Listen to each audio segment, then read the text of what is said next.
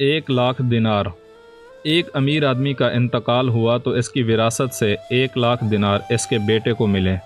وہ لڑکا حضرت ذوالنون مصری رحمۃ اللہ علیہ کے پاس آیا اور کہنے لگا، میں چاہتا ہوں کہ 1,00,000 دینار آپ پر خرچ کر دوں۔ حضرت نے پوچھا، کیا تم بالغ ہو یا نابالغ؟ لڑکے نے جواب دیا، میں نابالغ ہوں۔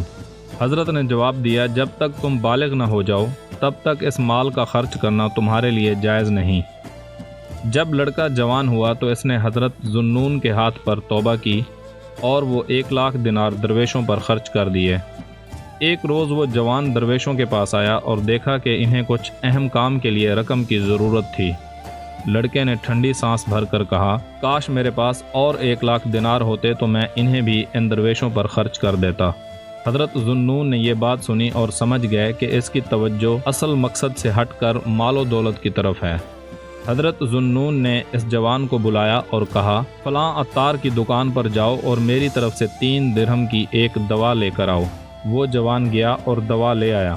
حضرت نے فرمایا، اس دوا کو اوکھلی میں ڈال کر پیس لو، پھر اسے تیل میں ملا کر 3 گولیاں بناؤ اور ہر گولی میں سوئی سے سوراخ کر کے میرے پاس لاؤ۔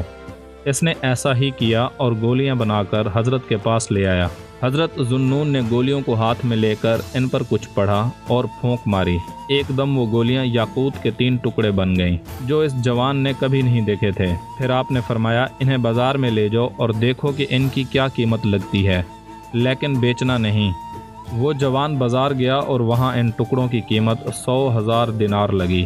وہ واپس آیا اور حضرت کو قیمت بتائی۔ حضرت ذوالنون نے فرمایا، اب دوبارہ ان ٹکڑوں کو اوکھلی میں ڈال کر چورا کر دو، اور یاد رکھو یہ درویش مال کے محتاج نہیں ہیں، ان کے پاس سب کچھ ہوتا ہے مگر ان کے دل میں دنیاوی مال و دولت کی کوئی وقت نہیں۔ اس بات سے اس جوان کی آنکھیں کھل گئیں اور اسے دنیا کے مال کی حقیقت کا اندازہ ہوا۔ اللہ کے نیک بندے بظاہر مفلوق الحال نظر آ سکتے ہیں مگر حقیقت میں ان کے پاس سب کچھ ہوتا ہے۔ وہ دنیاوی مال کی پرواہ نہیں کرتے۔ ان کا فقر ایک اختیاری فقر ہوتا ہے جس میں دنیا کی محبت کی کوئی جگہ نہیں ہوتی۔ 1,00,000 دینار کی کہانی ہمیں مال و دولت اور روحانی دولت کی اصل حقیقت میں ایک گہرا پیغام دیتی ہے۔ نمبر 1، دنیاوی دولت اور روحانی دولت۔ یہ کہانی ہمیں یاد دلاتی ہے کہ دنیاوی دولت وقتی اور عارضی ہے اور اس کی اہمیت روحانی اقدار کے مقابلے میں بہت کم ہے۔ اصل دولت روحانی سکون، قناعت اور عاجزی میں ہے۔ مال سے دل کی لا تعلقی۔ درویشوں کی مثال سے پتہ چلتا ہے کہ حقیقی روحانی لوگ مال و دولت کو اپنے مقام یا وقار کا ذریعہ نہیں سمجھتے۔ اگرچہ ان کے پاس دنیاوی دولت حاصل کرنے کی صلاحیت ہوتی ہے مگر وہ جان بوجھ کر اس سے لا تعلق رہتے ہیں تاکہ روحانی ترقی میں مگن رہ سکیں۔ حقیقی سخاوت اور اخلاص۔ اس نوجوان کی ابتدا میں دولت دینے کی خواہش اچھی تھی مگر اس کی اہمیت کا تعلق دولت سے تھا۔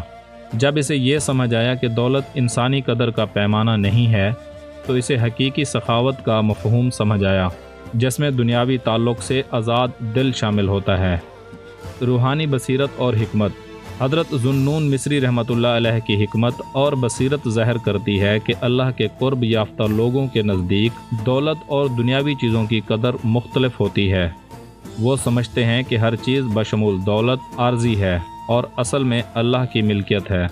یہ کہانی ہمیں ترغیب دیتی ہے کہ ہم روحانی خوشی اور عاجزی کی تلاش کریں اور دنیاوی مال کو اپنی قدر کا معیار نہ بنائیں۔